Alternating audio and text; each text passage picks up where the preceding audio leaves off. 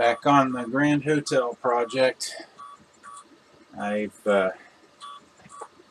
finished printing my two end walls, all 6 pieces, glued them together, and have the backs spray painted with the black to block the light. I don't know if I really needed to do that since they're going to be sitting flat up against a concrete block like so, but better safe than sorry. Plus it emptied the can. This will pretty much give me 3 sides of the skin. I don't know if you can hear the 3D printer going to town in the background there, printing the last of the corner pieces I need for the other edge. And I'll show you what I mean in a minute here. I brought my trusty 2x6, or is that a 2x8? I don't know. Where's my tape measure? Oh, it's in the toolbox in the garage. Thankfully, I have a trusty ruler right on the edge of that.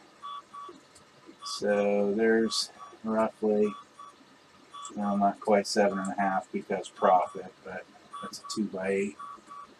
And that will do nicely. It'll fill in for a concrete block in a pinch. It's somewhat sturdy and somewhat square, and it will be good enough. I'll probably be wishing I had a fancy keep all the sides square tool here in a few minutes, but we'll give this a shot and see how well it goes. So next thing to do will be to put the front wall here and then stage the insides, the outsides, and I will have a standalone fixture. Well, standalone skin anyway. Hopefully the wind won't keep blowing it over. And that's the reason why I wanted the other corners and the back wall. That way it's a wrap. Pretty much just wraps around the blocks. And the blocks hold it in place, and it hides the fact that they're just concrete blocks behind it. And we're hoping that that's enough puppy proofing. Learned a bit of a lesson with the other buildings. Sipping my coffee, pardon me.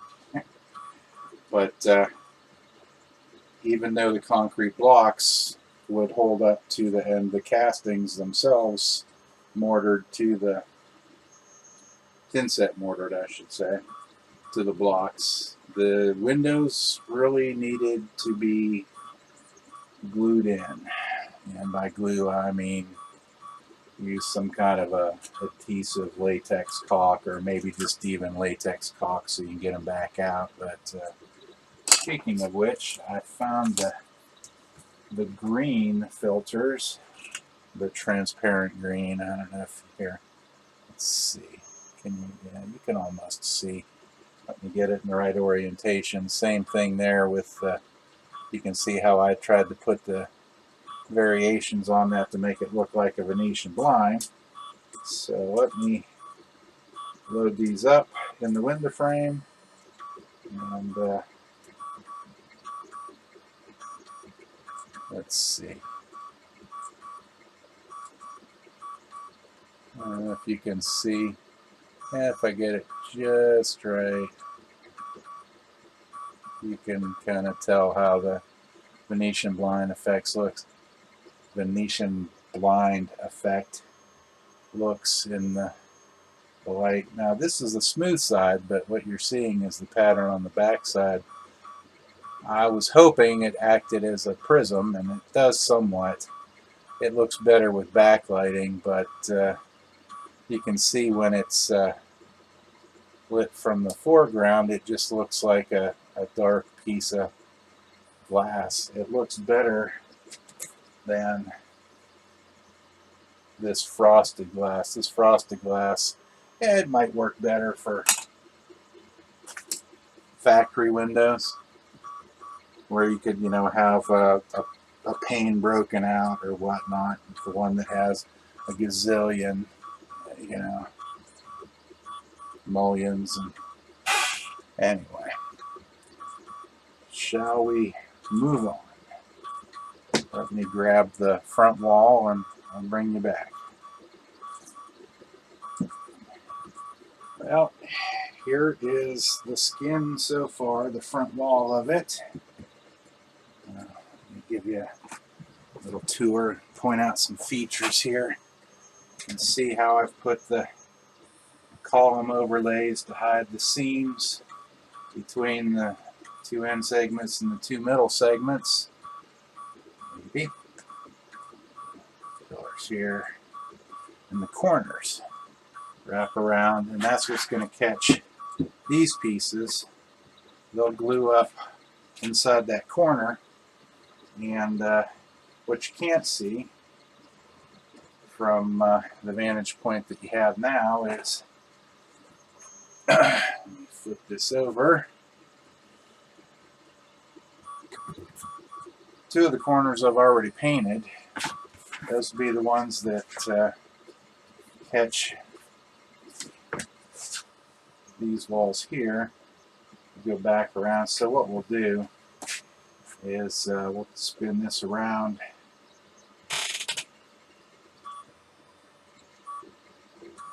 So that this side is facing out, the back side of it, and that'll let us get right in there with the walls, be able to glue those in place in the corners, and the inner walls here, go in place against those corners.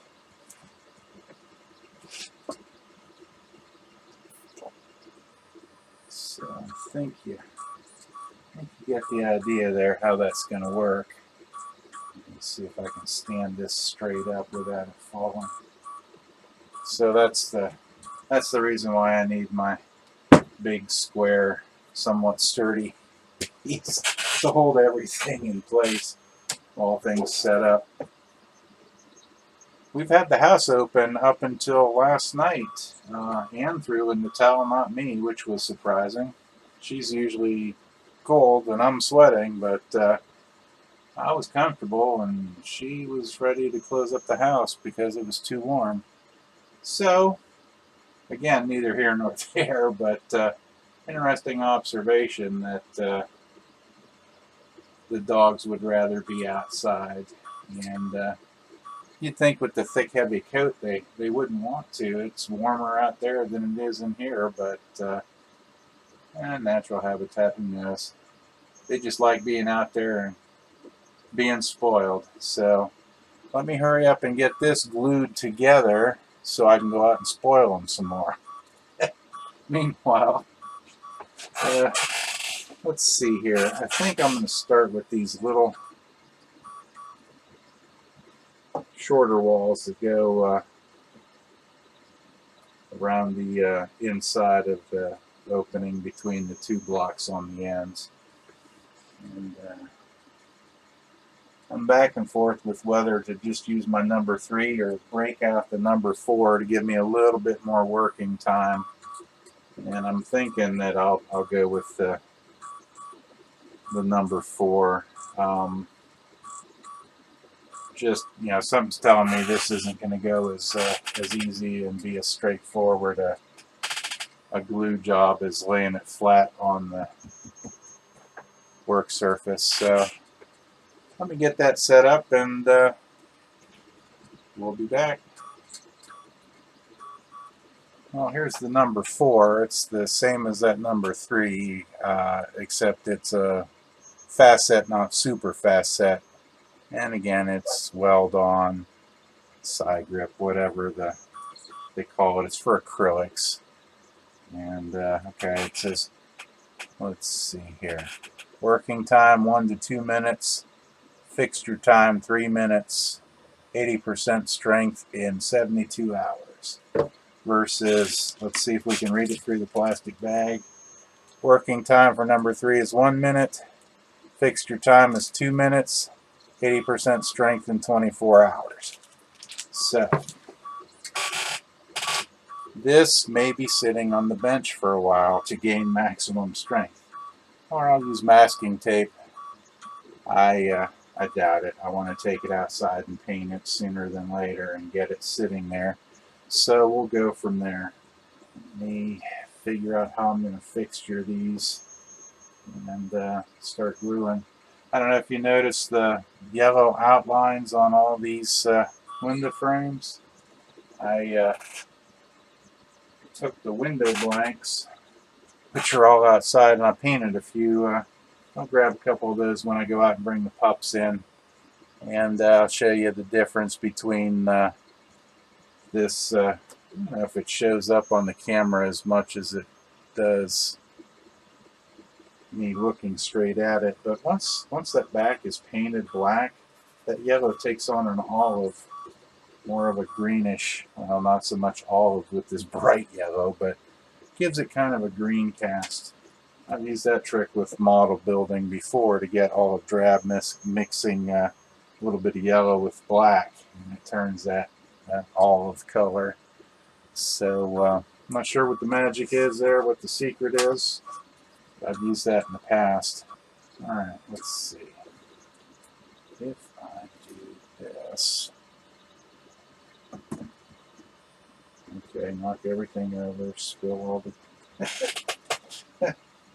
Put the glue back in the carrier. We'll put the signage up here for now, hopefully out of the way.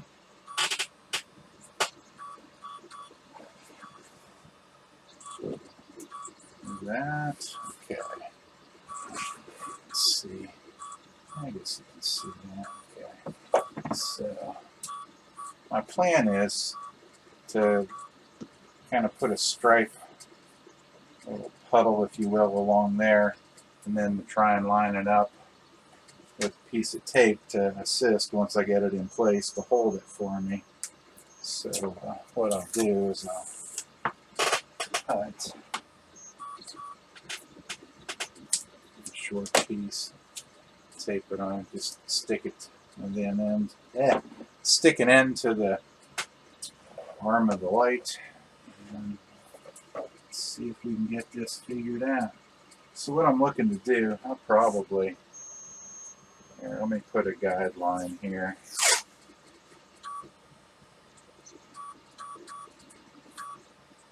What I'm trying to do is maintain a 1 brick wide margin, which is how I glued these up, and mainly that was to match the pillars, which are 2 wide, so if you're coming up so far and then it all of a sudden wraps around you.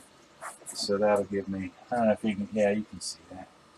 That'll give me a guide for when I'm gluing to bring that up, and then actually looks like all I have to do is set it. Well, I'll continue to use the guide and then tape it up. Alright, so let's you know what? I think I'm going to do this. And there I go, trying to spill everything again. So, let's see how this goes.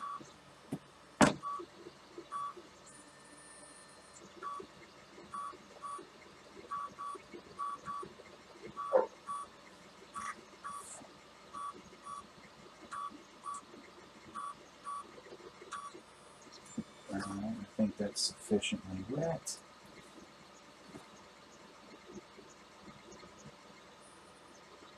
No, don't be going places now. Some tape there to hold that.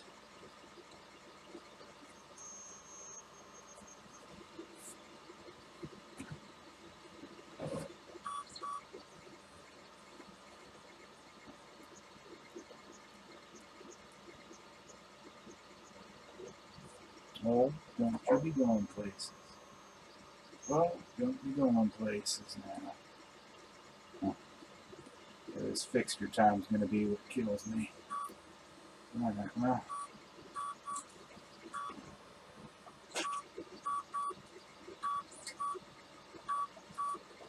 It seems to have stuck. Let's see. Seems Seems to be there. All right, let's try this other end. That's got to go. This. So a piece like this.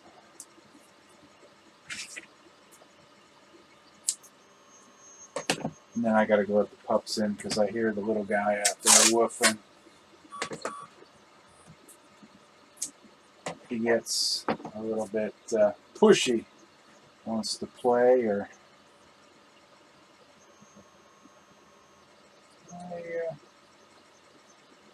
Okay. Boy, oh boy, I really confused myself on that one again. I move this over here. And I'm afraid that if I put this there, I'm going to block the view no matter what I do. So maybe what I'll do is this. Bring that up to. Let me put the dirty end down so some clean. Maybe what I can do is here. Let's try this.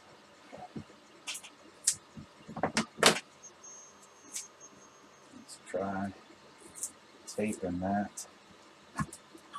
Okay. Try keyword here. I'm taping that straight up and down, at least as straight up and down as I'm going to get it. Alright, so let's do the next one. It looks sufficiently wet.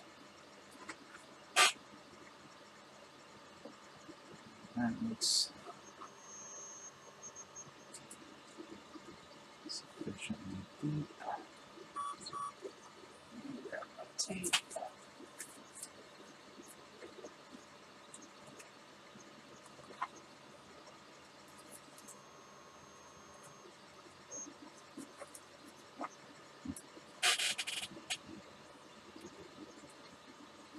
Alright, we'll let that do its magic. Let's try another clothespin here. And hold that. There we go. That's 2. So I'm thinking I'll do the far wall down here so it's not so it's not here in the way of me doing everything. That's okay. So save that tape. Oops. And I just had a rude awakening here. So let's see if I can.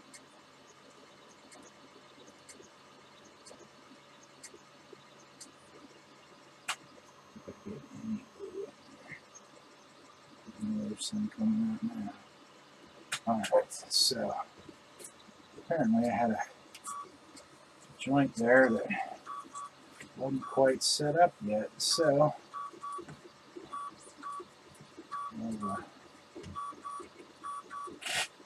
or didn't have good adhesion properties. I don't know, these are both doing it, so let me work these. I'm real pleased with that.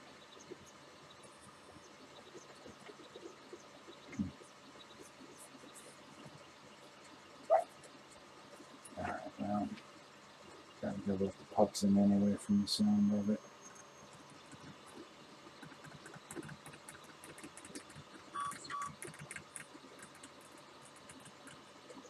Oops, a little bit too much.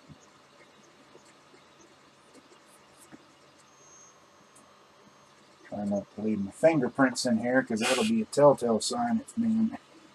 Oh wait. Okay.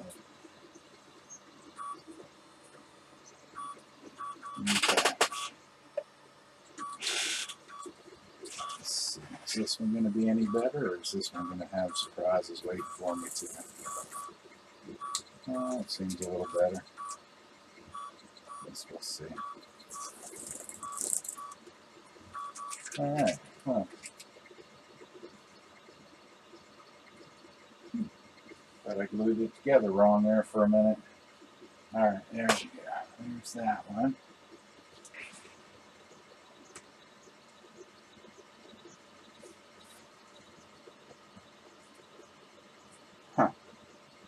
sure why that's so terribly joined like that. Those were set up pretty good, but that is not going to be good enough. Oh God! Whew. Thought I about ripped it pressing it so hard. Oh boy! Oh yeah, do it again. That is not going to work. All right, I think I'm just going to let everything sit for a while and set up, and we'll come back. Well, there it is, kind of glued up. I think I probably could have gotten away with just using the number 3. The number 4 seems to make me have to hold things together. The fixture time, I guess, is a bit longer than I'm used to. And I didn't really plan on having the fixture, other than taping. And I guess that works good for number 3, but for number 4, it expects a little bit longer. I've left everything taped up, and in this configuration, here's something that I wanted to show you. There's what happens if you don't have complete coverage of the black, or the view block, if you will. I don't know what's Rocket barking at. I don't see nothing, but the high school is about to get out, so let's see if I can get you one over here behind this one. Oh, for Pete's sake. That's pretty solid. There's not a whole lot of difference with my hand there. Of course, that lighting is not the best, so I think you can see it's a good thing there's going to be a concrete block behind that.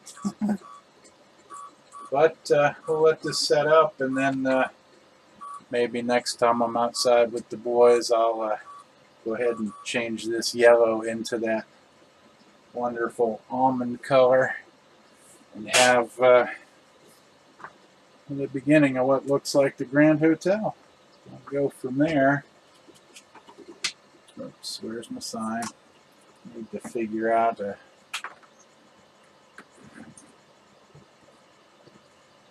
some kind of a stand to set this on that goes between these 2 walls along the top. I also need that fancy cornice work there. I need to design something, but I'm back and forth with whether to print the back wall skins, or do the cornice work first. I think probably the cornice work. Well, before the cornice work, I think I need some windows to hide all those ugly rectangular holes. And I'm still peeling parts of the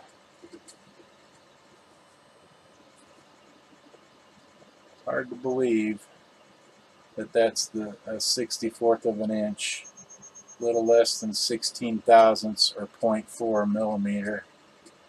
Huh. Just enough that when you try and tap those blanks in there, it shears it off. That's where we're at.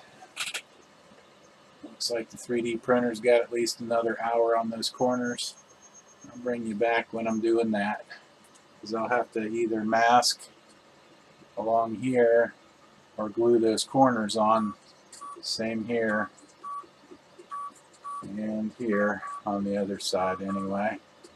But I'll only have 6 and I'll need 8, so I'm not sure. What I'll do is I'll mask these guys off. I don't know. I think maybe what I'll do is I'll print one more of these.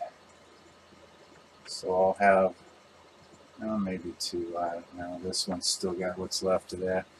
You won't see it on the back side as much, but that'll help square that off and give it something to capture over the block and hold it in place.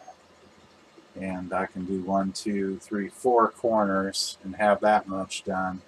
5, 6, and then I'm not sure, mask that off, or just I guess I won't get in such a hurry. Maybe I'll wait till tomorrow when I've got all my corners on there at least, and paint. Then that'll give me a chance to work on some window frames and whatever. Come to think of it, that's the wide windows, not the skinny windows, so I would need to print 2 of these. Ooh, hot potato. Hot off the presses. Or the printer bed. Got my latest corner pieces. Gotta get them off of here now. Let's see. Where's my... Use one of these fake credit cards they send you to get you to sign up. That's my...